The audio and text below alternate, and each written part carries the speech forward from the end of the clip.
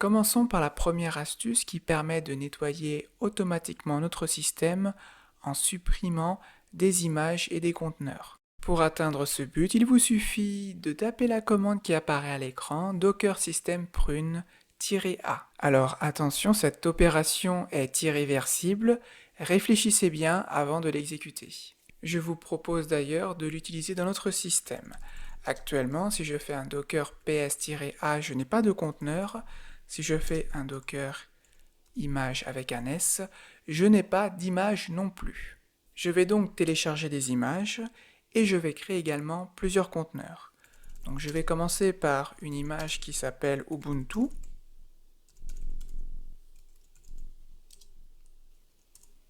Et par conséquent, puisqu'on crée ce conteneur, il est basé sur une image, donc il télécharge l'image. On peut le vérifier en faisant un docker ps-a pour le conteneur qui existe et docker image.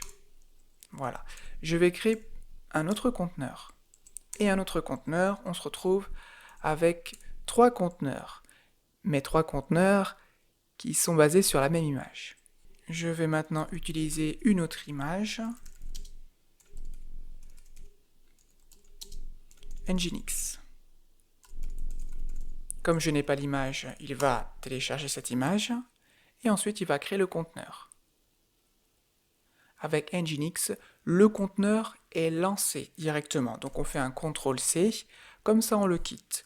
On fait un docker ps-a, on voit nos 4 conteneurs, basés sur l'image Ubuntu pour 3 d'entre eux, et l'image Nginx pour un seul. Et si je fais docker image avec un S, on voit bien nos 2 images. Mais ces conteneurs ne sont pas utilisés puisqu'ils sont arrêtés. On peut le vérifier dans le statut. Et par conséquent, les images sont également inutiles si je n'ai pas le besoin de les relancer, ces conteneurs, ou de les utiliser.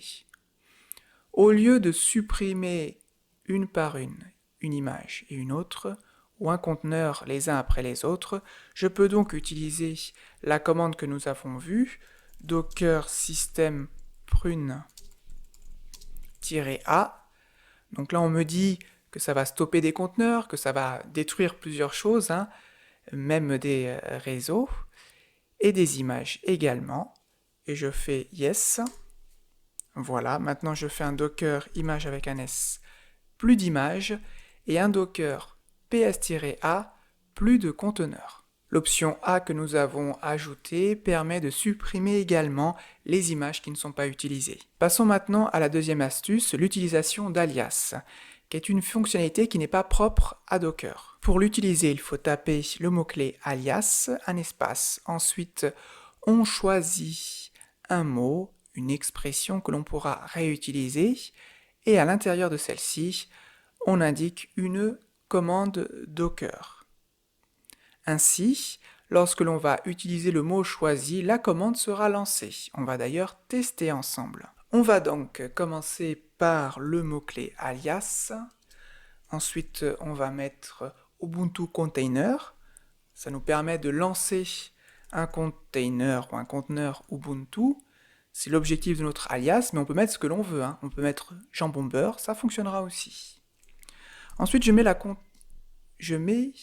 commande, effectivement, docker run it 2-rm ubuntu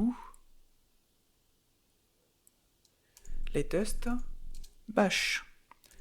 Et entre latest et ubuntu, il faut que je mette 2 points pour que la commande fonctionne. J'appuie sur entrée et notre alias fonctionne bien. Si je fais ubuntu container et que j'appuie sur entrée, il va lancer la commande que nous avons utilisée. Et on entre directement dans le conteneur parce qu'on a utilisé l'option -it. Bien sûr, lorsque l'on ferme le terminal, l'alias a disparu. Pour qu'il soit permanent, il faut l'ajouter à la configuration de bash ou de ch. Troisième astuce, nous allons voir comment entrer rapidement dans un conteneur. Alors normalement, c'est une commande que vous connaissez si vous avez suivi la formation sur Docker. Mais on va la revoir ensemble. Pour entrer dans un conteneur, il faut utiliser la commande docker exec espace -it, ensuite on met l'id ou le nom du conteneur, et ensuite on met ch ou bash. Nous allons tester et utiliser cela dans un conteneur qui sera ouvert et en fonctionnement. Nous allons choisir le conteneur Nginx.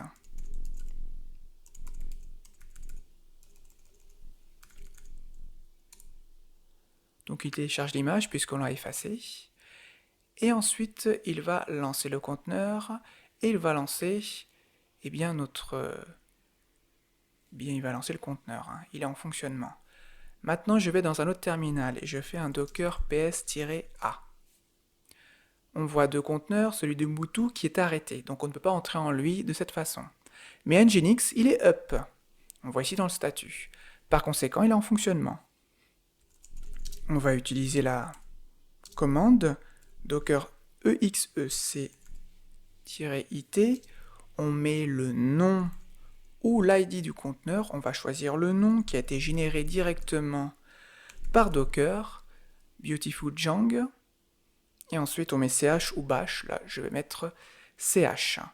Et vous voyez, on est bien dans le conteneur. Si je fais un ls, on est bien dedans. D'ailleurs, au lieu du ch, je vais plutôt utiliser bash. Ça sera plus clair, car là, on voit bien, l'ID de notre conteneur, prouvant ainsi que l'on est bien à l'intérieur. Vous voyez, si on fait la comparaison avec ce numéro, il y a une correspondance. Donc cette fonction fonctionne bien pour entrer dans un conteneur en fonctionnement. Quatrième astuce, l'utilisation des profils dans un docker-compose.yml. Alors si vous ne savez pas ce qu'est un fichier docker-compose.yml, n'hésitez pas à vous référer à la formation. En tout cas, il est possible d'utiliser les profils, comme vous pouvez le constater à l'écran.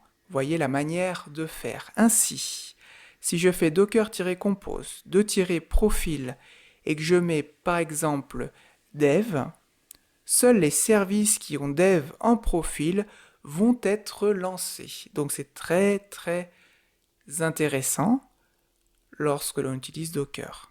Dernière astuce, copier facilement des fichiers depuis notre machine locale ou notre ordinateur vers un conteneur Docker.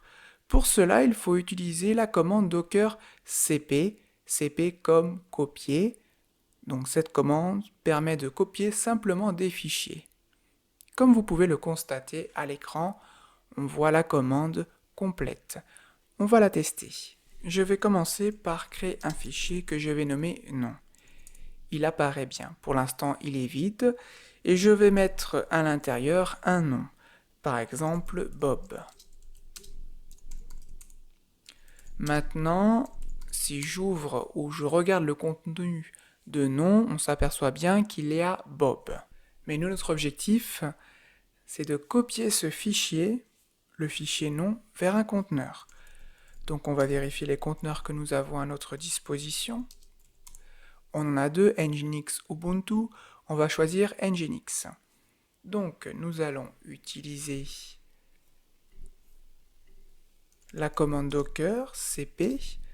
Ensuite, c'est le dossier courant, c'est nom. Ensuite, on met le conteneur. Donc, je pense qu'on peut mettre le nom. Nous allons essayer, mais sinon ça fonctionnera avec l'ID. Ensuite, deux points et le chemin. Donc, on va le mettre à la racine. Ok, ça a bien fonctionné. Maintenant, on va vouloir vérifier, mais comme on l'a vu tout à l'heure, pour entrer dans Nginx, il faut qu'il soit lancé. Et comme vous pouvez le constater dans les statuts, il ne l'est pas. Par conséquent, on va utiliser la commande docker start. Et ensuite, le nom de notre conteneur. Donc là, il est bien lancé. On va d'ailleurs vérifier. Très bien. Donc là, on peut entrer à l'intérieur.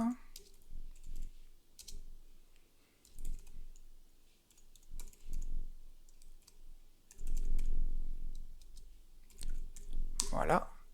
Et je fais un ls et on voit bien mon fichier nom.